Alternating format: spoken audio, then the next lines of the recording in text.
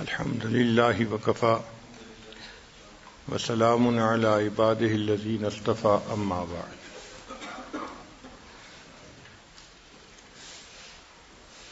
دین اسلام نے انسان کو جنگلوں اور غاروں میں جانا نہیں سکھایا کہ اگر تم اللہ تعالیٰ کو پانا چاہتے ہو تو جنگلوں اور غاروں میں جاؤ، بلکہ دین اسلام نے یہ سکھایا ہے کہ اگر تم اللہ کو پانا چاہتے ہو تو انہی شہروں میں، گلی کوچوں بازاروں میں رہتے ہوئے حقوق اللہ کو بھی پورا کرو اور حقوق العباد کو بھی پورا کرو، تو تم اپنے رب کو پالو گے۔ چنانچہ جو بندہ حقوق العباد پورے کرے، حقوق اللہ پورے کرے، وہ اللہ تعالیٰ کا مقبول بندہ ہوتا ہے۔ اب ازدواجی زندگی میں کئی پہلو ہوتے ہیں، خامد ہے، بیوی ہے، ساس ہے، سسر ہے، تو سب ایک دوسرے کے ساتھ انٹریکٹ کر رہے ہوتے ہیں، اس لیے ایکویشن ذرا ڈیفیکلٹ ہو جاتی ہے۔ مگر سسر کو چاہیے، فادر ان لا کو چاہیے کہ وہ اپنے گھر میں سب کو محبت پیار سے رہنے کی تلقین کرتا رہے۔ ہر گھر میں خامد کا ایک رول ہوتا ہے، تو ڈاٹر ان لا کے لیے مدر ان لا تو ایک مسئلہ ہے، مگر جو مدر ان لا کا ہسبینڈ ہے، جس کو فادر ان لا کہتے ہیں، تو وہ تو گھر کا انچارج ہے نا، تو اس کی ذمہ داری بنتی ہے کہ وہ اپنے گھر میں اپنے بیٹے کو بھی نیکی کی تعلیم دے، اپنی بہو کو بھی نیکی کی تعلیم دے۔ اگر گھر کے اندر کوئی اونچ نیچ ہونے لگے تو ڈاٹر ان لا کو بھی سمجھائے اور مدر ان لا کو بھی سمجھائے۔ یہ فادر ان لا کی ذمہ داری ہوتی ہے۔ سائنٹیفک ریسرچ میں چند باتیں سامنے آئی ہیں کہ فادر ان لا 6 ٹائپ کے ہوتے ہیں۔ سب سے پہلی ٹائپ پیسیفائر۔ پیسیفائر کہتے ہیں بچے کی چوسنی کو۔ بچہ جب ذرا فارغ ہوتا ہے تو وہ چاہتا ہے کہ میرے منہ میں چوسنی آ جائے، تو وہ آرام سے اس کو چوستا رہتا ہے، چپ رہتا ہے۔ یہ جو فادر ان لا ہے، یہ ماڈریٹر ہوتا ہے اپنی وائف اور ڈاٹر ان لا کے درمیان۔ یہ بیوی کو بھی سمجھاتا ہے، بہو کو بھی سمجھاتا ہے، اور مسئلوں کو ساتھ ساتھ حل کرتا رہتا ہے۔ یہ سمجھداری کا کام کرتا ہے جو ایک مرد کو کرنا چاہیے، اور گھر کے ماحول کو اچھا رکھتا ہے۔ اس کو پیسیفائر کہتے ہیں۔ Tries to maintain harmony in family. ایک ہوتا ہے ڈکٹیٹر فادر ان لا۔ بعض مردوں کی طبیعت ایسی ہوتی ہے کہ وہ بس اپنی ہی منوانا چاہتے ہیں، چلانا چاہتے ہیں۔ تو ریسرچ میں لکھا ہے کہ یہ اکیلا father in law 10 mother in لا کے برابر ہوتا ہے۔ ماشاءاللہ بڑی ہائی ویلیو چیز ہوتی ہے۔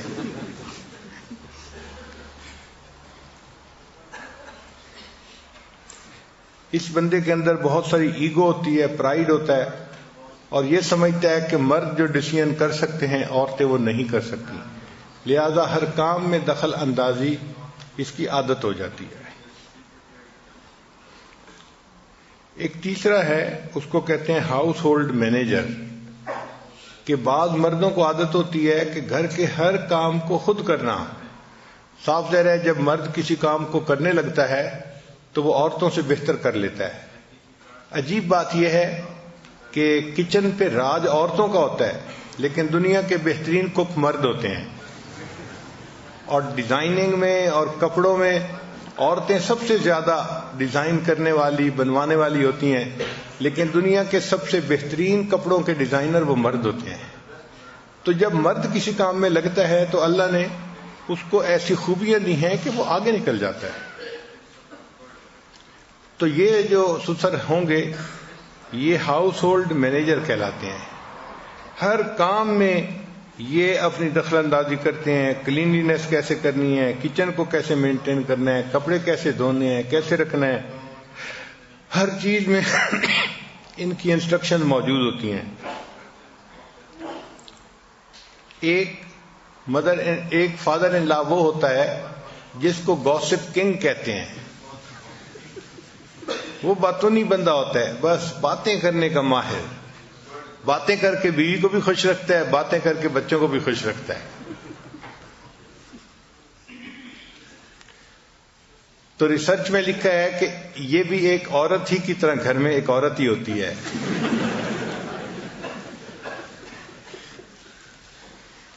اور پانچویں ٹائپ جو ہے وہ سلیو آف ہز وائف. ایسا فادر ان لا کہ جو اپنی بیوی کا ماؤتھ پیس ہوتا ہے. بیوی نے جو کہنا ہوتا ہے وہ خود نہیں کہتی، وہ اپنے ہسبینڈ سے کہلواتی ہے. چنانچہ he is mouthpiece of his wife control the string. اور اس بندے کے نزدیک اس کی وائف دنیا کی سب سے کامل اور بہترین عورت ہوتی ہے. اس کو اپنی بیوی کے اندر کوئی نقص نظر نہیں آتا.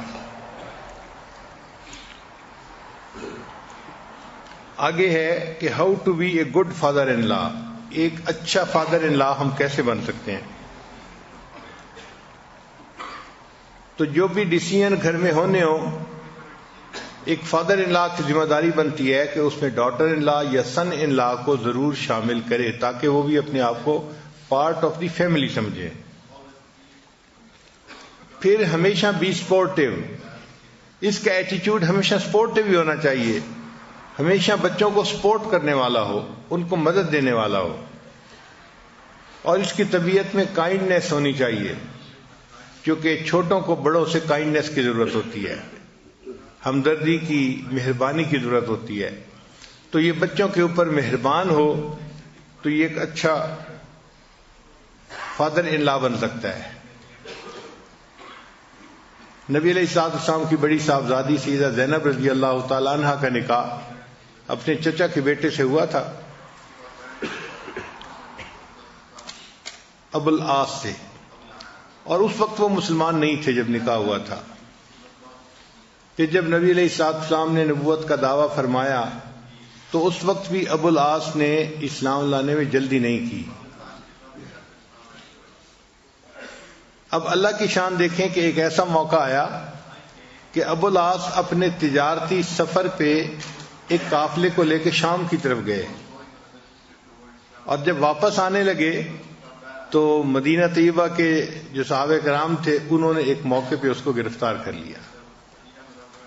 اب وہ گرفتار ہو کے نبی علیہ السلام کی خدمت میں پہنچا دیے گئے. اب داماد ہے، گرفتار ہو کے پہنچے، مسلمان بھی نہیں ہے، اور بیٹی مکہ مکرمہ میں ہے ابھی. تو یہ ایک ڈیلیکیٹ سی سچویشن تھی نا. تو اس واقعے سے دیکھنا چاہیے کہ نبی علیہ السلام نے اس کو کتنی خوبصورتی سے ہینڈل کیا، کتنے پیارے طریقے سے ہینڈل کیا. آپ چاہتے تو ابو العاص کے ساتھ سختی بھی کر سکتے تھے کہ تم نے اب تک میری بات نہیں مانی، اب تم میرے قابو آ گئے ہو، کیسے نہیں مانتے. مگر نہیں، نبی علیہ السلام نے ان کے ساتھ اچھا سلوک کیا، اچھا کھانا دیا، ان کو عزت افزائی کی. اور عزت افزائی کے بعد پھر نبی علیہ الصلوۃ والسلام کے پاس نبی علیہ السلام کی بیٹی نے مکہ مکرمہ سے ایک چیز بھیجی، ایک رنگ بھیجی جو نبی علیہ الصلوۃ والسلام نے خدیجہ کبریٰ رضی اللہ تعالی عنہا کو دی تھی، اور انہوں نے شادی کے موقع پہ اپنی بیٹی کو دے دی تھی. جب نبی علیہ السلام نے اس کو دیکھا تو آپ کی مبارک آنکھوں میں سے آنسو آ گئے کہ یہ تو وہ چیز تھی کہ جو میں نے اپنی بیوی کو دی تھی، اور میری بیوی نے پھر اپنی بیٹی کو دے دی تھی شادی کے موقع پہ، اور میری بیٹی نے وہ چیز بھجوائی ہے اپنے خامند کو چھڑوانے کے لیے. اب دیکھیں سیدہ زینب رضی اللہ تعالیٰ عنہ کی بھی اس میں عظمت ہے کہ انہوں نے اپنے ہسبینڈ کا کتنا احترام رکھا کہ ان کے چھڑوانے کے لیے انہوں نے وہاں سے چیز بھیجی. جب نبی علیہ الصلوۃ والسلام کو ملی تو آپ صلی اللہ علیہ وسلم نے صحابہ کرام سے مشورہ کیا کہ بھئی میری بیٹی نے یہ چیز بھیجی ہے کہ ہم یہ فدیہ لے کے ان کو چھوڑ دیں، اب آپ بتائیں کیا کرنا چاہیے. صحابہ کرام نے عرض کیا اے اللہ کے حبیب صلی اللہ علیہ وسلم آپ چیز بھی واپس کر دیں اور ان کو آزاد بھی کر دیں، آپ کو اختیار ہے، آپ جو چاہیں کریں۔ چنانچہ جب نبی علیہ السلام کو اختیار مل گیا تو آپ صلی اللہ علیہ وسلم نے ابو العاص سے بات کی۔ کیا بات کی؟ اس سے یہ کہا کہ دیکھیں آپ ابھی اسلام نہیں قبول کر پائے، لیکن میری بیٹی وہ مسلمان بن چکی ہے اور وہ میرے پاس آنا چاہتی ہے، تو آپ ایسا کریں کہ میری بیٹی کو میرے پاس بھیج دیں۔ اور کوئی مطالبہ نہیں کیا، صرف اتنا مطالبہ کیا کہ بیٹی کو میرے پاس بھیج دیں۔ چنانچہ جب نبی علیہ السلام نے یہ مطالبہ کیا تو انہوں نے تسلیم کر لیا کہ ٹھیک ہے میں مکہ مکرمہ جاؤں گا اور جاتے ہی آپ کی بیٹی کو میں مدینہ بھیج دوں گا۔ چنانچہ ابو العاص رضی اللہ عنہ جو تھے وہ مکہ مکرمہ گئے اور انہوں نے جا کے اپنی بیوی کو کہا کہ میں وہاں پر وعدہ کر کے آیا ہوں تو آپ مدینہ جا سکتی ہیں۔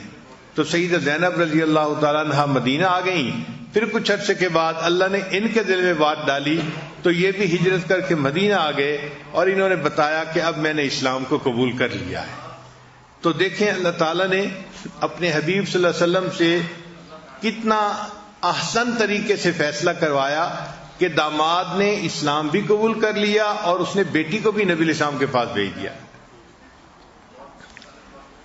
تو یہ سسر کو چاہیے کہ وہ ایسے معاملے میں سمجھداری کا ثبوت دے اور عقل مندی سے کام لے اور بہتر فیصلے کرے۔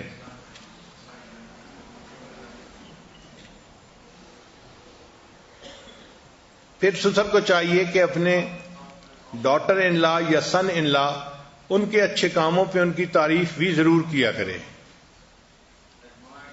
لوگ غلطیوں کے اوپر کرٹیسائز تو کر دیتے ہیں، ڈانٹ ڈپٹ تو کر دیتے ہیں، لیکن اچھے کاموں پر ان کو اپریشیٹ نہیں کرتے۔ مثلا داماد نے بیٹی کو خوش رکھا ہے یا بہو نے بیٹے کو خوش رکھا ہوا ہے تو اس پہ تعریف بھی کرنی چاہیے، اس کو انکریج کرنا چاہیے، اس کو دعائیں دینی چاہیے، اللہ آپ کو جزائے خیر دے، آپ نے میری بیٹی کو بہت خوش رکھا ہوا ہے، اللہ آپ کو جزائے خیر دے، آپ نے میرے بیٹے کو بہت خوش رکھا ہوا ہے۔ اس سے کیا ہوتا ہے کہ ڈاٹر ان لا یا سن ان لا کے دل میں محبت بڑھ جاتی ہے۔ پھر سسر کو چاہیے کہ let go of grudges and give advice appropriately, چھوٹی چھوٹی باتوں کی رنجش دل سے نکال دینی چاہیے اور ویژن زیادہ ہونا چاہیے، بڑا ہونا چاہیے، براڈ سکیل پہ دیکھنا چاہیے معاملے کو کہ گھر کے اندر ماحول اچھا رہے اور سب کے تعلقات ایک دوسرے کے ساتھ اچھے ہوں۔ پھر سسر کی یہ بھی ذمہ داری بنتی ہے کہ میک دعا بہو کے لیے اور داماد کے لیے، جس طرح اپنے بیٹوں کے لیے بچوں کے لیے دعا کرتا ہے، ذمہ داری بنتی ہے کہ وہ اپنے داماد اور اپنی بہو کے لیے بھی اسی طرح دعا کرے۔ چنانچہ نبی علیہ السلام اپنے دامادوں کے لیے بہت دعائیں کرتے تھے۔ حدیث مبارکہ میں ہے کہ شروع میں جب کچھ لوگ حضرت جا رہے تھے اور کچھ لوگ مکہ مکرمہ آ گئے، نبی علیہ السلام ہجرت کر کے مکہ مکرمہ مدینہ طیبہ تشریف لے آئے، تو نبی علیہ السلام کو حضرت عثمان غنی اور ان کی بیوی سیدہ رقیہ کے بارے میں پتہ نہیں تھا کہ وہ کہاں جا رہے ہیں۔ تو ایک عورت آئی حبشہ کی اور اس نے آ کے بتایا کہ میں نے دیکھا کہ عثمان رضی اللہ عنہ اپنی بیوی کو سواری پر لے کر جا رہے تھے۔ تو جیسے ہی نبی علیہ السلام نے سنا کہ حضرت عثمان غنی رضی اللہ عنہ اپنی بیوی سیدہ رقیہ کو لے کر جا رہے تھے تو نبی علیہ السلام نے فوراً دعا دی، اے اللہ تو ان دونوں کا مصاحب بن جا، ان کا ساتھی بن جا اور ان کے سفر میں ان کے لیے آسانیاں فرما۔ تو دعائیں دینا یہ بھی ایک اہم کام ہے، اس سے اللہ تعالیٰ دلوں کو نیکی پر جما دیتے ہیں۔ پھر گیو دیم گفٹس، وقت کے مناسب، موقع کے مناسب چھوٹے بڑے گفٹ جو ہیں وہ دینے چاہیے بچوں کو، اس سے بچوں کے دل میں محبت آتی ہے۔ ہمیشہ ہر بات میں پازیٹو سائڈ کو دیکھنا چاہیے، نیگیٹو سائڈ کو نہیں دیکھنا چاہیے۔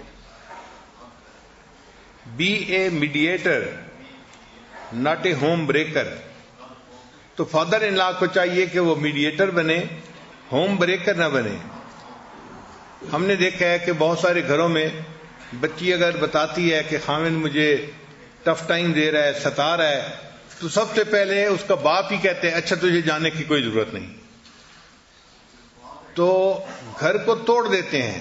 یہ ذہن میں رکھیں کہ جوڑ ہمیشہ توڑ سے بہتر ہوا کرتا ہے، جوڑ ہمیشہ توڑ سے بہتر ہوا کرتا ہے۔ ہر ممکن کوشش کرنی چاہیے جوڑ پیدا کرنے کی۔ ایک مرتبہ نبی علیہ السلام سیدنا عثمان غنی عنہ کے گھر تشریف لائے تو دیکھا کہ ان کی بیٹی سیدہ رقیہ رضی اللہ تعالیٰ عنہ وہ حضرت عثمان غنی رضی اللہ عنہ کا سر دھو رہی تھی، پانی ڈال رہی تھی، صابن لگا رہی تھی، تو اپنے خاوند کا سر دھو رہی تھی۔ تو نبی علیہ السلام دیکھ کر خوش ہوئے اور آپ نے حضرت رقیہ رضی اللہ عنہ کو فرمایا کہ بیٹی اپنے خاوند کا بہت خیال رکھا کرو، یعنی ایک کام کرتے دیکھا، اس کو اپریشیٹ کیا کہ بیٹا تم بہت اچھا کر رہی ہو، اپنے خاوند کا اور اچھا خیال رکھا کرو۔ اسی طرح اگر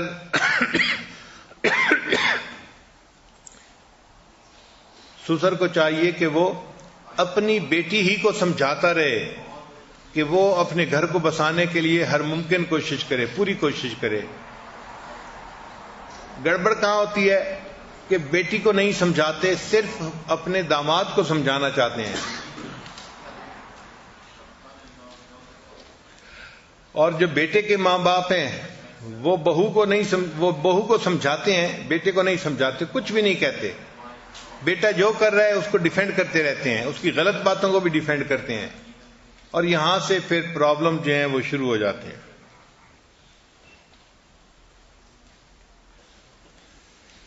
پھر ایک پوائنٹ اور بھی ہے کہ flexibility in scheduling family gathering and events. Family gathering اور ایونٹس رکھنے ہوں تو اس میں فلیکسیبلٹی رکھنی چاہیے۔ بچوں کی اپنی مصروفیات ہوتی ہیں، کمٹمنٹس ہوتی ہیں، تو ایسا نہ ہو کہ بچوں کے لیے ان ایونٹس میں شامل ہونا مشکل بن جائے۔ Fairness and equal treatment in giving gift between children and grand children.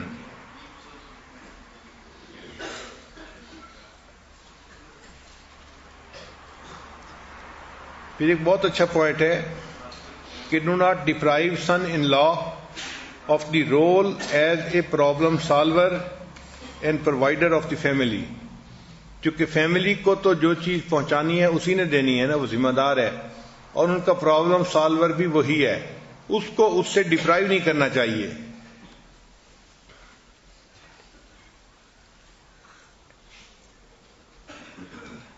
اور assistant should be given with no strings attached. Assistance تو دیں لیکن رسی نہ باندھیں۔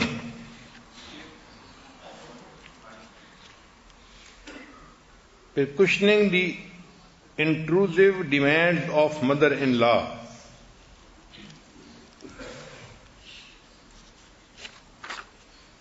ایک پوائنٹ یہ ہے کہ acknowledge son in law's contribution as a husband and father in his daughter's life.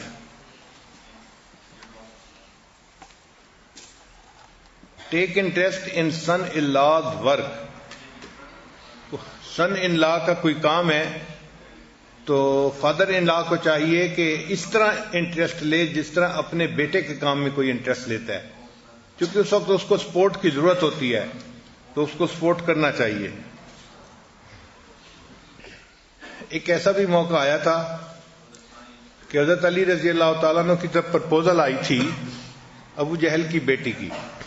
اب وہ رشتہ دار بھی تھا، چچا تھا، تو گویا وہ فرسٹ کزن تھی، شکل صورت کی بھی اچھی تھی اور عزت والی فیملی تھی قریش کے اندر۔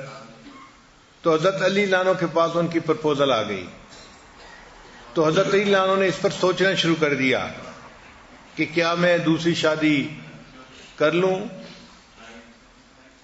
جب نبی علیہ السلام کو پتہ چلا تو اللہ کے حبیب صلی اللہ علیہ وسلم نے ان کو منع کر دیا کہ نہیں، تم دوسری شادی نہیں کر سکتے۔ اب یہاں کیا نکتہ ہے کہ شریعت تو اجازت دیتی ہے کہ نبی علیہ السلام نے کیوں منع کیا ان کو؟ تو علماء نے اس کی وجہ لکھی ہے کہ جب سوکن آتی ہے نا تو وہ ایک دوسرے کو ان کے والدین کے تانے دیتی ہے۔ اگر کوئی سوکن آ جاتی اور وہ سیدہ فاطمہ رضی اللہ عنہا کو والدین کے تانے دیتی تو وہ تانا نبی علیہ السلام تک پہنچتا، اس لیے نبی علیہ السلام نے منع ہی فرما دیا کہ تم فاطمہ کے ہوتے ہوئے دوسری شادی نہیں کر سکتے۔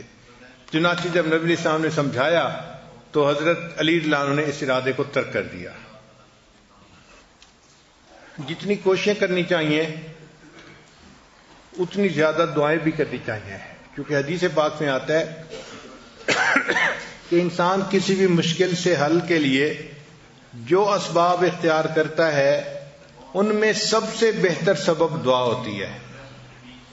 جتنے اسباب انسان اختیار کرتا ہے ان میں سب سے بہتر سبب دعا ہوتی ہے۔ تو فادر ان لا چونکہ بڑا ہوتا ہے تو اس کو چاہیے کہ وہ دعا بھی کرتا رہے کہ اللہ تعالیٰ بیٹے اور بہو کے درمیان محبت رکھے، بیٹی اور داماد کے درمیان محبت رکھے۔ انشاءاللہ اللہ تعالیٰ ان دعاؤں کو رد نہیں فرماتے، بڑوں کی دعائیں ہمیشہ کام آیا کرتی ہیں۔ تھوڑی دیر کے لیے مراقبہ کر لیجیے، آنکھوں کو بند کر لیجیے، سر کو جھکا لیجیے، دنیا اور جو کچھ دنیا میں ہے اس سے ہٹ کٹ کے اللہ کی یاد میں ڈوب جائیے۔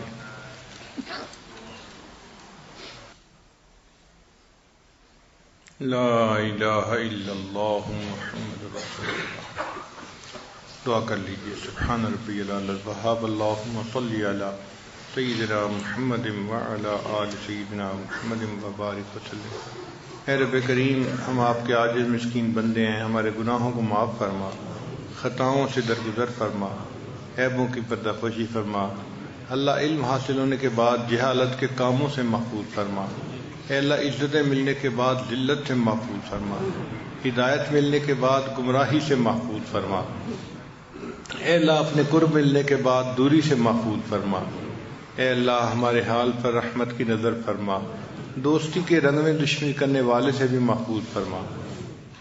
اے اللہ ہمیں نفس اور شیطان کے مکر و فریب سے محفوظ فرما۔ اے اللہ ہمیں نیکی تقوی اور طہارت والی زندگی گزارنے کی توفیق عطا فرما۔ میرے مولا جو گناہ کیے سب گناہوں کو معاف فرما۔ اے اللہ ہمیں نفس مطمئنہ نصیب فرما، آنے والے وقت کو گزرے وقت سے بہتر فرما، آنے والی زندگی کو گزری ہوئی زندگی کا کفارہ بنا۔ اے اللہ رمضان کی ہر رات میں جہنمی جہنم سے بری ہوتے ہیں، آج کی اس مبارک رات میں اے اللہ ہمیں جہنم سے بری فرما۔ اے اللہ یہ عتق من النار کا عشرہ ہے، آگ سے خلاصی کا، اللہ ہمیں آگ سے خلاصی عطا فرما دیجئے اور ہماری بھی بخشش فرما دیجئے۔ کریم آقا ہمارے اٹھے ہاتھوں کو قبول فرما، جو مانگا وہ بھی عطا فرما اور جو مانگنا چاہیے تھا نہیں مانگ سکے وہ بھی عطا فرما۔ ربنا تقبل منا انک انت السمیع العلیم، تب علینا انک انت التواب الرحیم۔ صلی اللہ تعالی علی حبیبہ سیدنا محمد وآلہ واصحابہ اجمعین برحمتک یا ارحم الراحمین۔